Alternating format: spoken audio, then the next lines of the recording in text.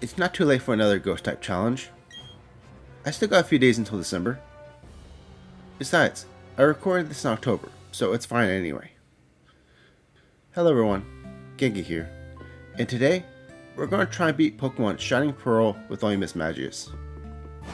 Mismagius is a pure ghost Pokemon that was introduced in Gen 4 despite being an evolution for a Gen 2 Pokemon. Mischievous and Mismagius both have weird stat distributions.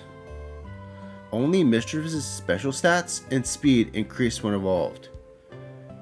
Both have 60 points each in HP, attack, and defense, while special attack, special defense, and speed go from 85 points each to 105 points each.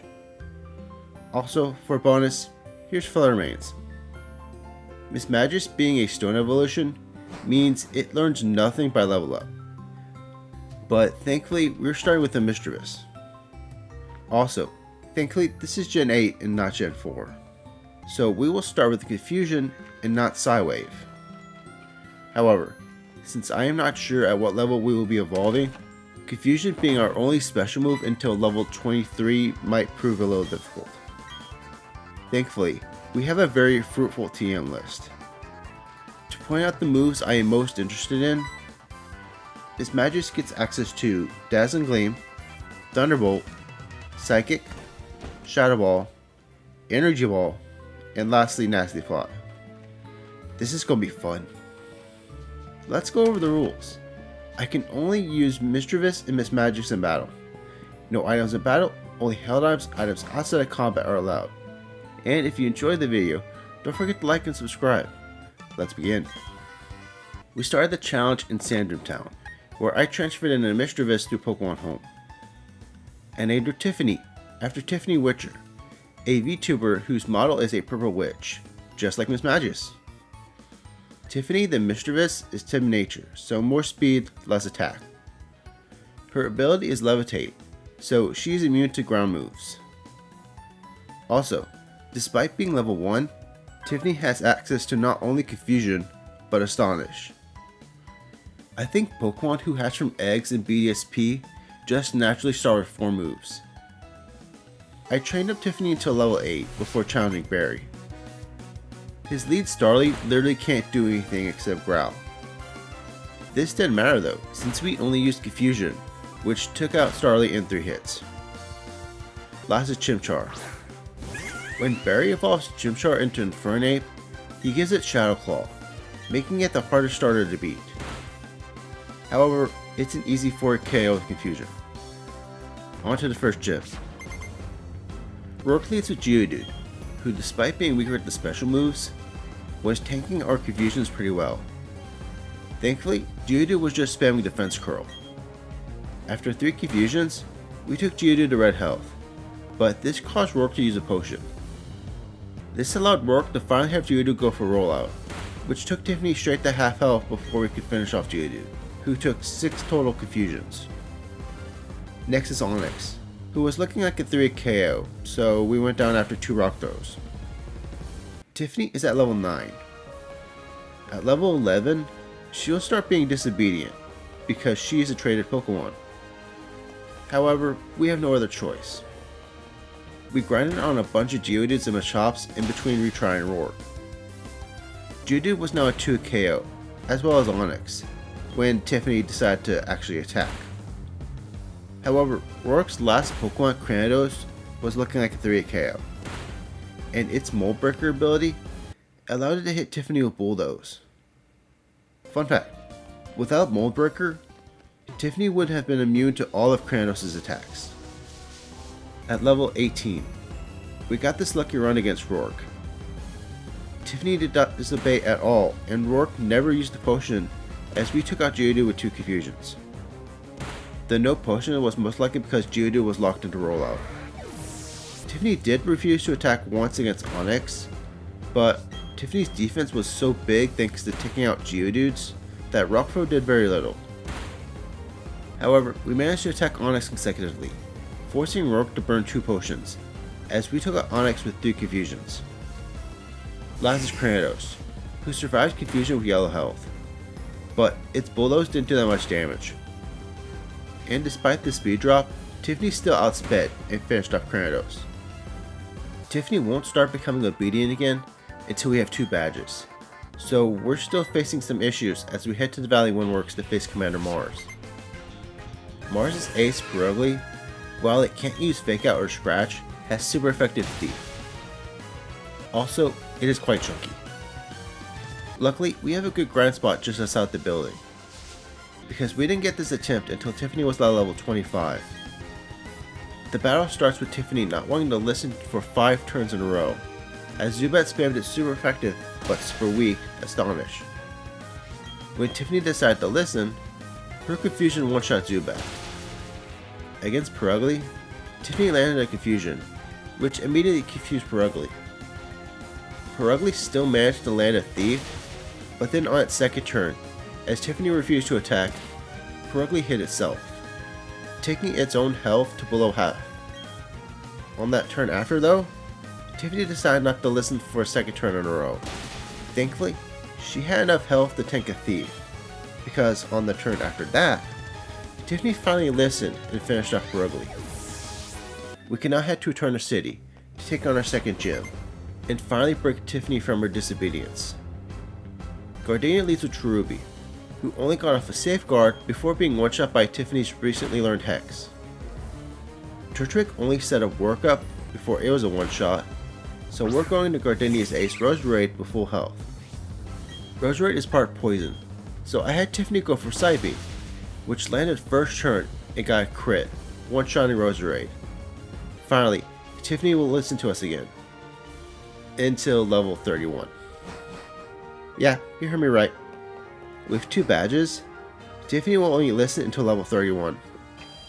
That means I can only fight required battles, nothing extra. This made battling Commander Jupiter in the Galactic building a pain. Her ace is Skuntank, who is immune to Psybeam and resist Hex. It also knows Snarl, a super effective move that lowers special attack. The strategizing for this battle was insane. I had to pick up the 2 teams which were both located in and around Eterna City, Thief and Taunt. We started with Taunt to prevent Skuntank from using poison gas. We would then go for a single hit with Hex before using Thief to steal Skuntank's Citrus Berry. This allowed Tiffany to get back in great health after Skuntank's second Snarl. We then went back to spamming Hex. Now, I'll be real with y'all. We were not winning in this battle without a crit, which we eventually got, with Tiffany only having 4 HP to spare. We can now progress down Cycling Road and into Hearthump City, where we have to battle Barry. However, Starly and Weasel were both one-shots.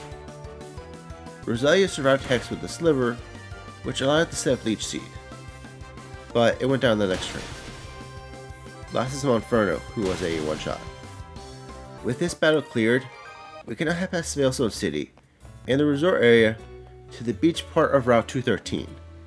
Here we can go underground, and oops, wrong spot. Here, we can go underground, and in the large hideaway area, we can get ourselves a Dust Stone, the earliest one of the only 2 available. With Tiffany now and Mismagius, we can head back to Veilstone City, where I'll buy the teams for Thunderbolt, Dazzling Gleam, and Psychic from the department store. Also, we pick up the team for Nasty Plot from this NPC. For now though, I only replace Psybeam with Psychic. Let's go take on the gym. Sadly, because of required trainers on the route from Hearthome to Veilstone City, Tiffany was at level 32, above our disobedience level cap. Melene's lead Meditite could not hit Tiffany with an attacking move, so she immediately switched it out from a choke.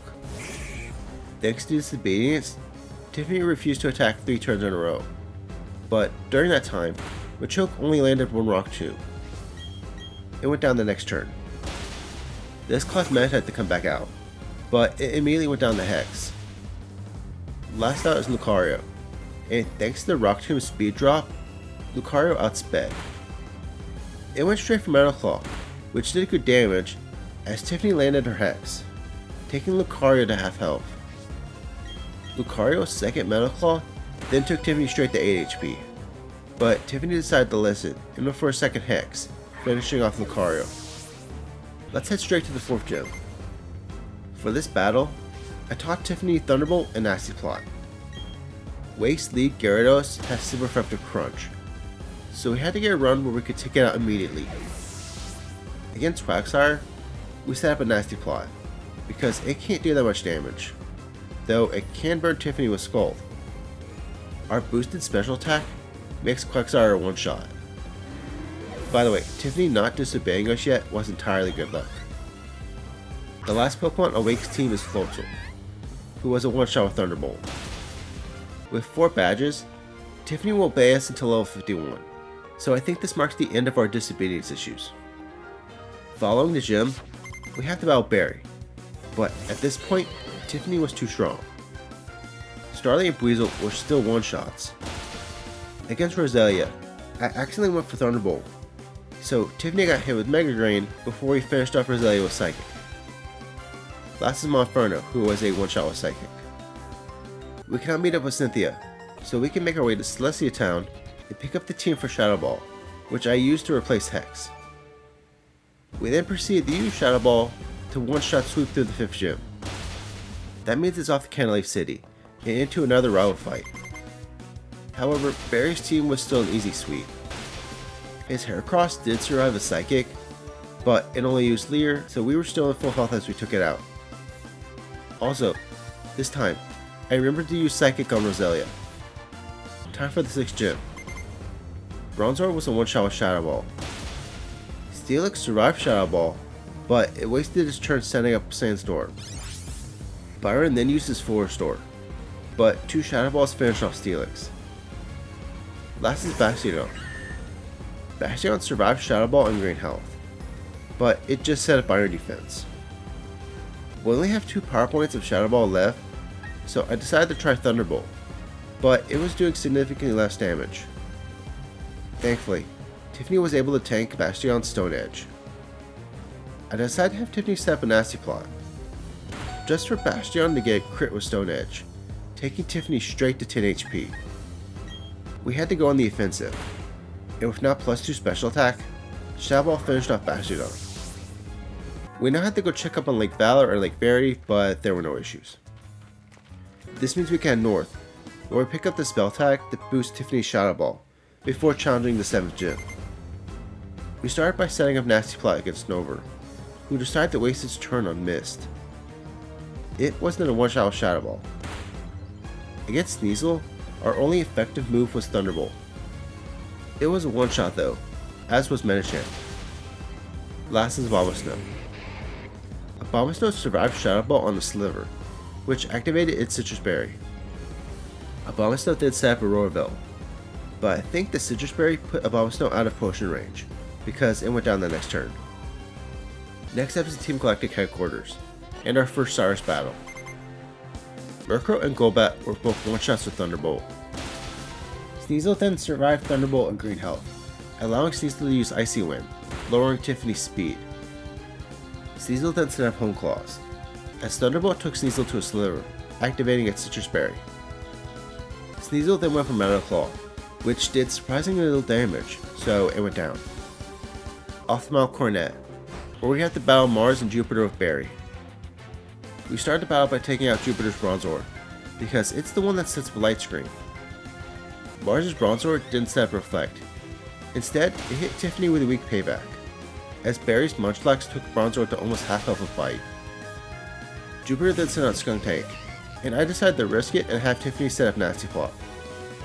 Skuntank did go for Snarl, but Tiffany was still a +1 special attack. Barry's Munchlax then went for Body Slam with Skuntank. It not only did decent damage, but also got the paralysis. This was great, because Skuntank survived Thunderbolt, but it was fully paralyzed. Skuntank went down the next turn, as well as Mars Bronzor. Mars and Jupiter then both sent out their Golbats. I decided to take out Jupiter's Golbat before Mars' Golbat. This way, it's 2v1 against Mars' Perugly. Perugly survived Psychic, which allowed it to use the Body Slam on Munchlax, taking it to red health. However, Munchlax then went for its own Body Slam, which finished off Perugly. Time for our second battle with Cyrus. Against Honchkrow, we went straight for Thunderbolt, But then during Gyarados, we set up a nasty plot, as Gyarados' crunch took Tiffany to almost half health. It was then a one-shot. We Val, in our last attempt, survived Thunderbolt, but this time we got crit, so it was a one-shot. Last is Crobat, who was a one-shot. With the world now saved, it's off to the 8th gym. We start by going for a nasty plot, as Raichu went for Nuzzle, which paralyzed Tiffany. This allowed Raichu to go first and Volt Switch into Ambipom, who is immune to Shadow Ball.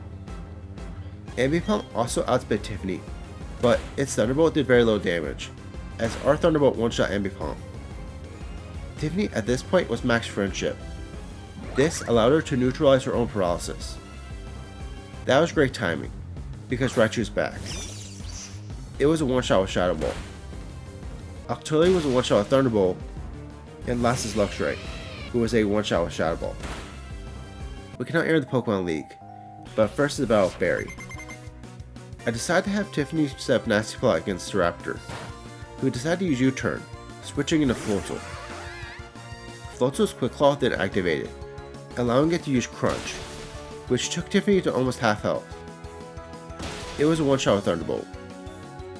Next out is Snorlax, who survived a crit Psychic, allowing it to take out Tiffany with Crunch. I was hoping for Yawn, since I had Tiffany holding a Chesto Berry. On our next attempt, we got in a free Nasty Plot because Staraptor missed its Pluck thanks to Max Friendship. I then decided to have Tiffany set up a second Nasty Plot, as Staraptor went for U-Turn, again switching into Floatzel. This time, Floatzel's Quick Claw did not activate, so we took it out while still almost full health. With +4 special attack, Snorlax was now in one shot. This also allowed us to one-shot Infernape, Heracross, and Roserade. Staraptor though was obviously a 2-hit KO thanks to its Focus Sash. Time for the Elite Four. Against Aaron's Duckstocks, we set up a nasty plot as it went for Light Screen. I didn't want to take any chances, so I had Tiffany set up a second nasty plot, as Duckstocks used a weak Bug Buzz. Aaron's team proceeded to be a one-shot sweep. Next is Bertha. Against Quagsire, we went for a nasty plot, as Quagsire tried to poison us with Toxic. I had Tiffany holding a Pecha Berry though. Quagsire was a one-shot with Shadow Ball. Bertha then sent out Sudowoodo, since it had priority Sucker Punch, but it never used it, so it was a one-shot. Whiscash was a one-shot, but then Golem came out.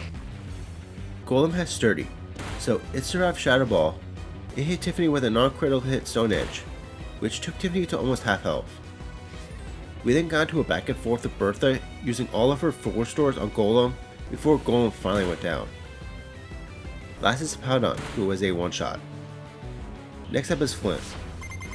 We started with a nasty plot, as Rapidash surprisingly went for Flame Charge instead of Hypnosis. Maybe it was because Tiffany was faster. Rapidash the next turn, then as predicted, went first and used Hypnosis, just for Tiffany to dodge thanks to Friendship. It was a one-shot with Shadow Ball, as was Steelix. Snowpoint then survived Thunderbolt, but it missed its Mirror Coat. That would have definitely one-shot us. With Lopunny still in yellow health, it was not in potion range, so it went down the next turn. Drifloon was next, but it was a one-shot, so last is Infernape. Infernape survived Psychic thanks to its Focus Sash. This allowed it to use Fire Punch, which took Tiffany straight to 70 HP. Flint's Infernape has its hidden ability Iron Fist, which boosts the power of punching moves. However, with Infernape at 1 HP, Flint uses 4 Restore, but with no Focus Sash, Infernape had no way to survive a next Psychic. Last on the Elite Four is Lucian. We set up 2 nasty plots against Mr. Mime, who set up Light Screen and hit Tiffany with Psychic, which did decent damage. Mr. Mime then survived Shadow Ball on a Slither. This allowed it to take Tiffany to below half health with another Psychic. Lucian then used his full Restore, but Mr. Mime went down to 2 more Shadow Balls. Next is Alakazam, who after 3 battles is the first Pokemon from the Elite Four to outspeed Tiffany. It decided to set up a Future Sight though, so we took it out that turn.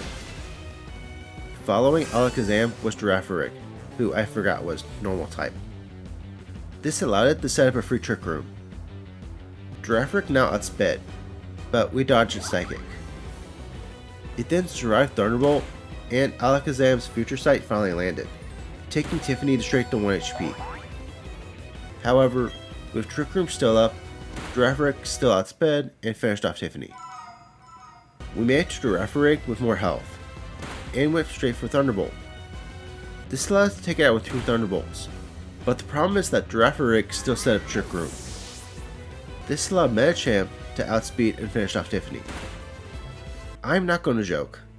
Lucian was surprisingly far more difficult than the rest of the Elite Four, despite us being a Ghost type. Against Mr. Mime, I decided to have Tiffany go straight for Shadow Ball, which crit one-shot Mr. Mime. Tiffany was now holding the spell tag. She was holding a Chesto Berry before, probably because of Flint. Alakazam this attempt went for Nasty Plot, so no worries about Future Sight this time. Giraffe of course survived Thunderbolt and set up Trick Room. It then went for Light Screen. That means our Thunderbolts now did very little damage, but we did get the paralysis. Unlike Mr. Mime, Giraffe is now holding a Light Clay to increase the duration of Light Screen, so I had Tiffany set up Nasty Plot as Giraffe spammed Psychic. Trick Room then finally ended, and Tiffany was so buffed up that the Light Screen did not matter as we finished off Giraffe. With Tiffany now outspeeding again, Medicham and Lucian's Ace Bronzong were both one-shots. Finally, it's time for Cynthia. We started the battle with a Nasty Plot, as Spiritomb went for Dark Pulse, taking Tiffany straight to 70 HP. It was a one-shot with Dazzling Gleam, which I used to replace Thunderbolt. Roserade was a one-shot with Psychic. Gastron was a one-shot with Shadow Ball, but then Milotic survived Shadow Ball and took Tiffany to 19 HP with Scald. Thankfully, the next turn, Cynthia used the full restore. This allowed us to finish off Milotic with 2 more Shadow Balls. Unlike Milotic, Lucario was a one-shot, so all that is left is Cynthia's ace, Garchomp, who Tiffany outsped in one shot with Dazzling Gleam. We beat Pokemon Shining Pearl with only Mismagius. This was our easiest Shining Pearl challenge so far, but now I'm more curious to see which Pokemon could beat this game faster. Anyway, thanks to everyone who watched this video, and if you enjoyed the video, don't forget to like and subscribe.